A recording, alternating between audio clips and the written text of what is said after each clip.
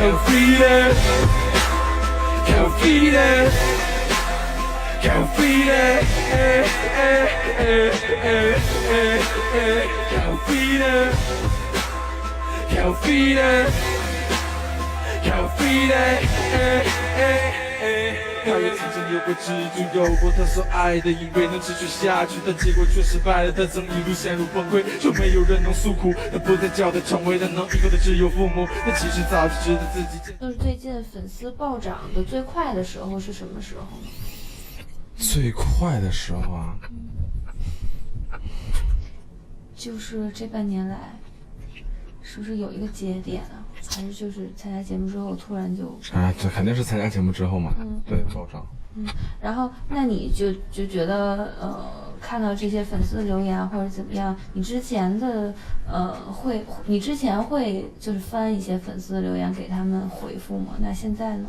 粉丝少的时候会，但是现在因为私信太多了，你根本就你不要说回来看都看不过来的，因为我的手机，我打开微博之后每一秒。真的是每一秒都会有私信，对，是的。那大家就是从对你，然后喜欢你的歌，然后现在变成大家都说什么我的老公、你的老公，就这些，你自己会不会觉得很不适应？我不让他们叫，他们还是会叫我的，所以说你只能慢慢去适应嘛。但是这也是因为出于大家对你的喜爱嘛，对吧？是的，但是就是可能现在大家都把你当做idol啊，或者是这样，你觉得跟这个一个 rapper 来讲，这两种身份，你觉得是有矛盾的吗？我没有觉得我自己是idol，我也希望大家不要拿我当个idol，对，拿我当个 rapper， 地下说唱歌手就好了。虽然现在不在地下了，说唱歌手，rap star。就是怎么说呢 ，underground 的这个环境肯定跟就是你以前一直在地下或者是 underground 的这种生存环境，然后一下子走到台前，然后拥有这么多的粉丝啊、观众啊，还要去这个肯定跟以前的生活状态完全就不一样了嘛。然后你会觉得自己适应吗？就是可能除了累以外。还蛮适应的吧，因为现在的生活就是我想要的生活，就是我以前幻想过什么时候中文说唱，就是中国的 rapper 可以靠说唱，然后被所有人知道，然后被大家去认可、接受，去听这种小众的音乐，然后我们靠说唱赚钱，对吧？就是做一些比较有牌面的事儿，对，这都是我们想要的东西。现在来了，我们就肯定很开心呀。那你之前就是一开始最早接触说唱的时候，有想过就是用它来谋生吗？想过是想过，但是不太现实嘛。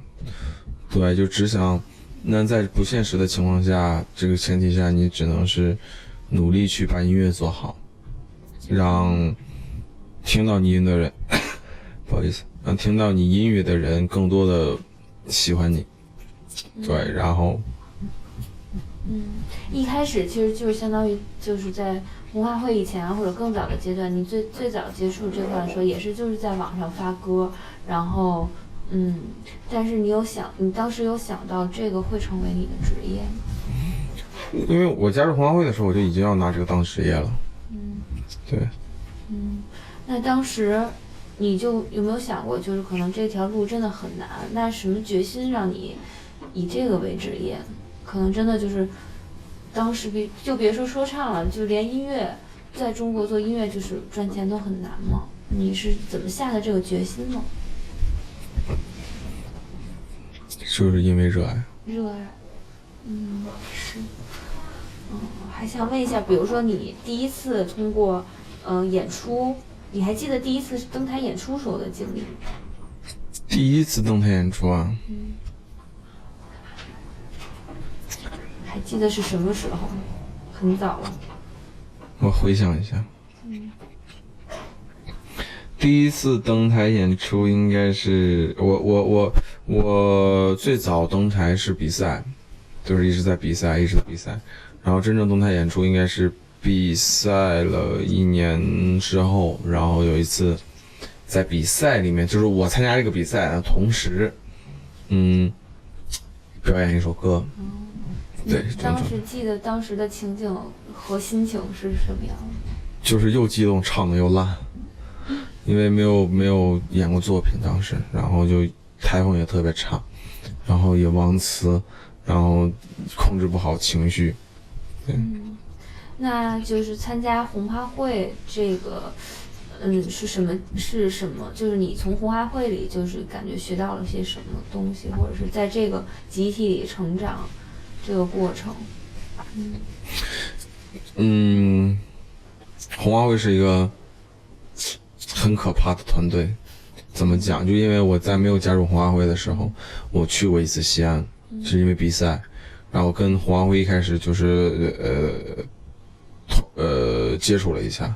那个时候我跟贝贝很熟，但是跟其实其他大家还不是很熟。那个时候，然后接触了一下之后，回去之后作品就有提升，就是很可怕的一件事情。然后我当时回去之后就在想，哇，我去了一次，回去作品就有很大度的提升，那我要不要多在那边待一段时间去学习学习？然后我就15年，贝贝叫我去比赛，然后我就去了，然后也是算是天时地利人和吧，拿了一个冠军。拿了一个冠军之后就那 Iron Mark 那个不是红花会办的干一票。然后拿完冠军之后就在那边，我现在就待几个月跟他们学习音乐什么的，回去自己再做嘛。结果待着就进队了。对。那就是你跟贝贝其实也是在网上认识的，是吧？因为我们最早都是在网上知道对方，但是并不熟。我们是在比赛中认识的，在12年年末的时候去参加比赛前认识的。明白。那就是其实你之前我也听说，好像是不是就是家里人也不是非常支持你做这个？支持啊，支持，一直都非常支持。对。现在看见你取得这么好的成绩，是不是他们更义无反顾的支持你？他们一直挺义无反顾的。我还看到之前一些报道，就比如说，之前可能，就是经济来源也有一些问题，就是有过这种特别艰苦的时候，是吗？那会儿就是有想过放弃吗？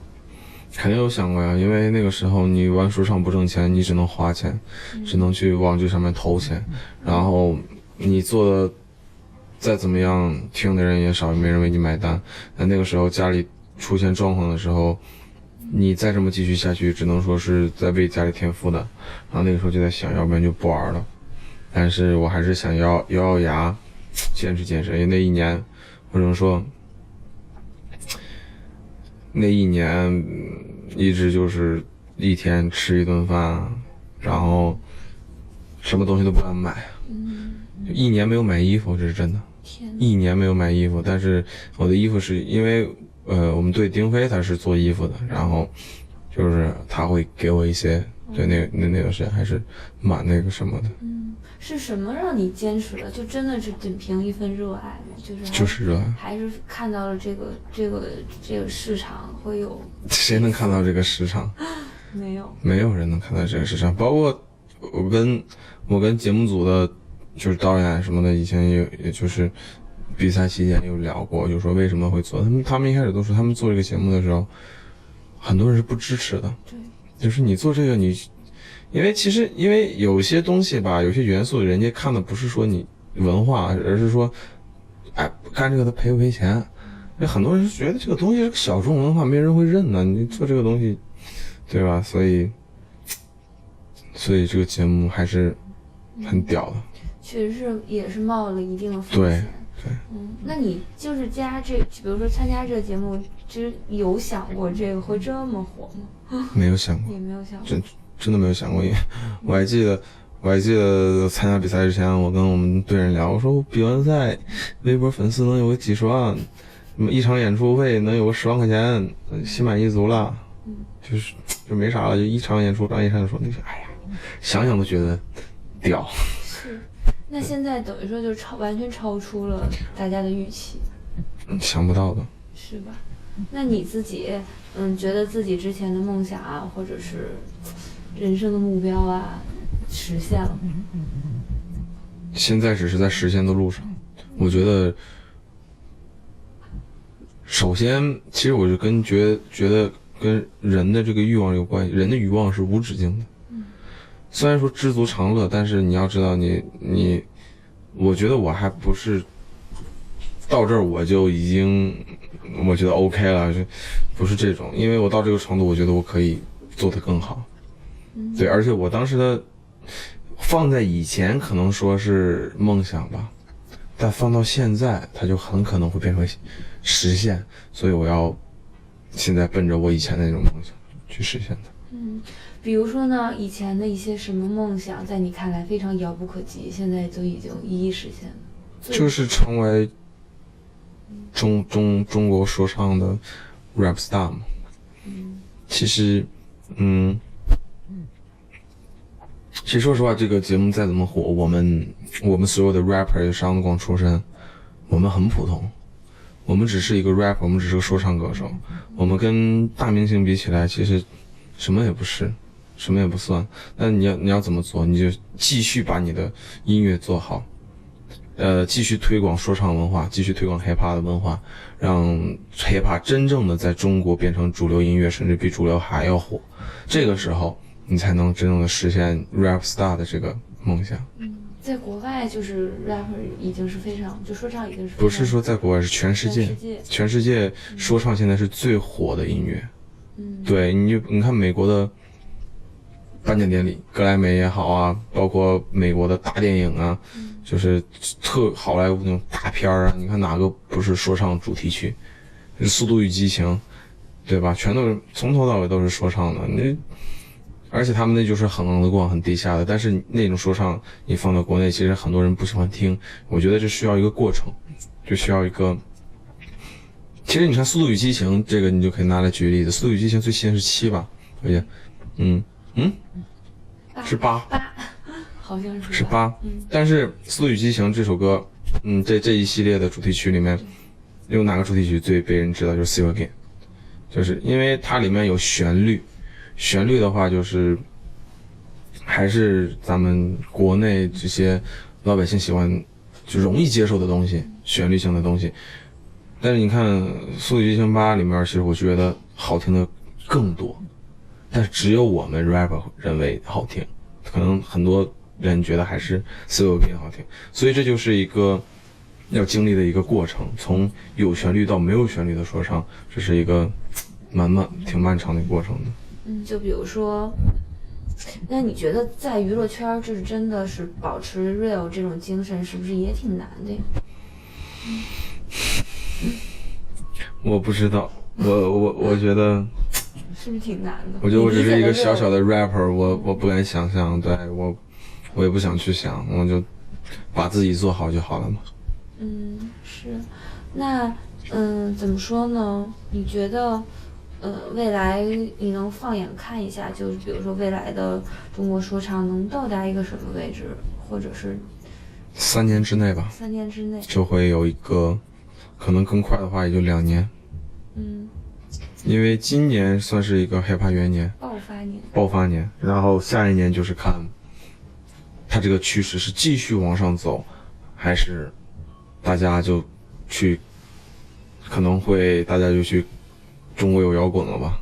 就是你不知道这个是一个什么样的一个趋势，你可能今年是爆发年，明年会持续上升，然后后年就会变成hiphop会进入主流，就是不是进入就是真正变成主流音乐了。所以我说3年以内，就是如果说第2年、第3年一直持续往下走，我估计就离死不远了吧。因为我们都是一直在这个音乐行业里。报道啊怎样，我们也非常了解这个风向。确实比如说前几年是 EDM 火的要命的，就是去任何一个歌手的发布会，问你下一张专辑有什么元素，他们都会说我会做 EDM 之类的。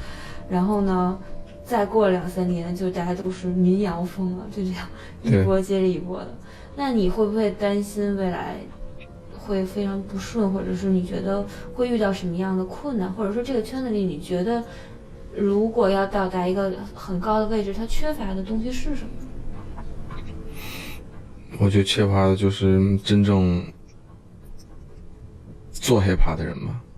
懂的人。对，真正去把纯正的 hiphop 文化就是做大的人，就是因为个人的力量很小。你像我们从这个节目里再出来，我们力量也没有就是一些名气很大的人，名气力量大，对吧？所以其实如果说真的有那种他很有这种怎么说，他很有这种力量，然后他又把 hiphop 做得很纯正，然后这个人不在一个两个，而是在于慢慢的会很多，在这种情况下 hiphop 走起来是一点问题都没有的。但现在问题就是很多人就是觉得这个东西很新鲜，但是他不会去，他不是个 rapper， 他也不是个 hiphop 歌手，他就不会去一直做这个东西，他只有可能是做个一两首，对，这种感觉。是，哎，就是在微博上，你非常就是幽默，然后自嘲吧，就膨胀男孩这样。但是你觉得你自己心态上发生了什么变化？我心态没什么变化，没有什么变化。对，我就是觉得挺好玩的，因为那个是他们叫的嘛，是网友叫的，然后我就觉得哎，蛮有意思的。我其实平时挺愿意自黑的。你还就是觉得回顾一下比赛环节，你觉得令你感触最深的一场是什么呢？就是可能现在走到这步，每一场都非常深刻，因为其实这个比赛，说实话，就是跟魔鬼失恋一样。魔鬼失恋是什么意思？好深啊。不是正常人能比的，真的，说实话，不是正常人能比的。我们没有觉睡，持续几天录制，没有觉睡，然后还要创作、写歌，然后第二天就要演出，就是真的是那个感觉，强度特别大。对，就是一度质疑自己，我是干什么来了？就是就中间很多人都，所有的选手都一样，就说我是来干什么来了？我为什么要这么折磨自己？但是一想到为了说唱咬牙吧，就是都是这样，所以每一场都特别。你觉得自己是运气特别好的人吗？就是你怎么看待运气这件事情？运气，我觉得你运气好坏，我觉得我蛮相信因果的。因果就是有因才有果嘛，你种了什么因结什么样的果，就是你以前做了什么样的事，你就会得到什么样的回报。就是这么多年的积累是吧？对，其实我觉得我运气还算蛮幸运的，但是也经历过一些不幸的事情，但是我觉得这些都是安排好的，就是你到这一步你必须要经历的一些挫折，我觉得对自己有很大的成长，然后在你经历挫折，一路经历完挫折之后，最后再给你一个大大的就是赏赐。对。你觉得你人生中遇到最大的挫折是什么呢？其实我从小到大就是我还好，因为家里人对我特别好，但是其实家庭因素啊，身边的因素啊，其实挺多，特别大的挫折倒是没有，但是杂七杂八的是特别多，大事没有，小事不断，有点这种感觉。包括上学的时候吗？你觉得那是一种对你来说是一种挫折吗？上学不算挫折吧，但是我上学的时候也不爱学习，也挺淘气的，但是我的淘气不是那种叛逆，就是你年龄小那个爱玩那种。对。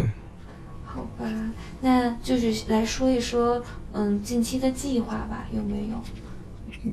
比赛我们已经比完了嘛，然后可能再有个2期节目也就播完了，这个时候我就要专心做我自己的作品，还是要出一张 EP。